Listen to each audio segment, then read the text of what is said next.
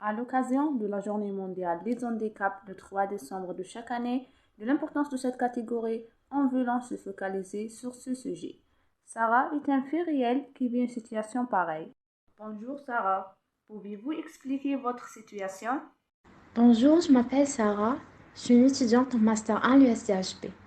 Avant 4 ans, j'étais une fille dynamique qui aime la vie et soudain je me suis retrouvée sur une chaise roulante due à un accident de voiture devant la fac. Comment vivez-vous votre handicap?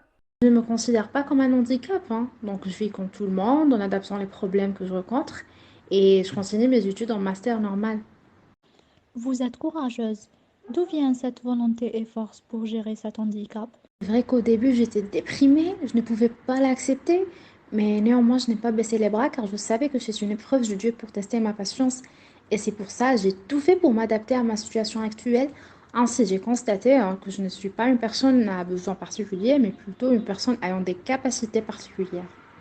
Comment ressentez-vous les regards des autres et comment vous réagissez? Ben, cela dépend des regards. Les enfants sont le plus interrogateurs et souvent attristés. Si je le peux, j'explique moi-même à eux mon handicap, en insistant simplement qu'il faut faire attention aux voitures et bien regarder lorsqu'on traverse. Et par rapport aux adultes, c'est généralement un regard de pitié. Au début de mon handicap, ces regards me gênent. Mais au fil du temps, j'ai compris car moi-même, je pose mon regard sur d'autres personnes qui ont un problème. Simplement un regard de curiosité. C'est pour cela, je pense qu'il faut savoir se regarder, s'accepter et puis vivre pour soi.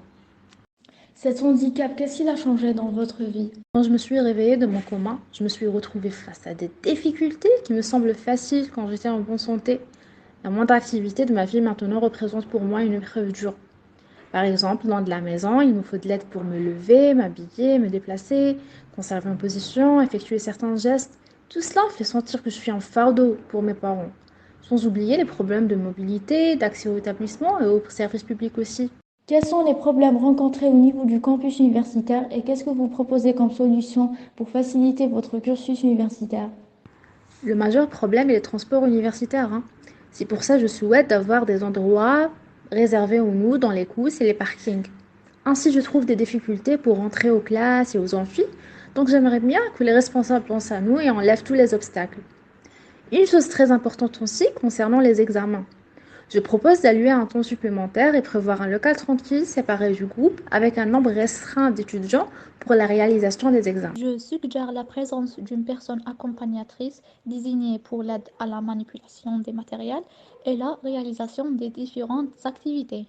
Et concernant les sanitaires et le réseau, il faut qu'il y ait des accès spécialisés à ces personnes à mobilité réduite.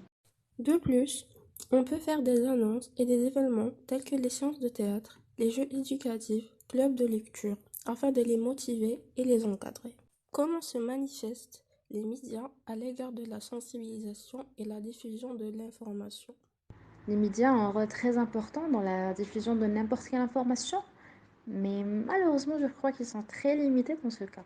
Donc, il faut unir nos efforts afin de transmettre votre voix le plus loin possible.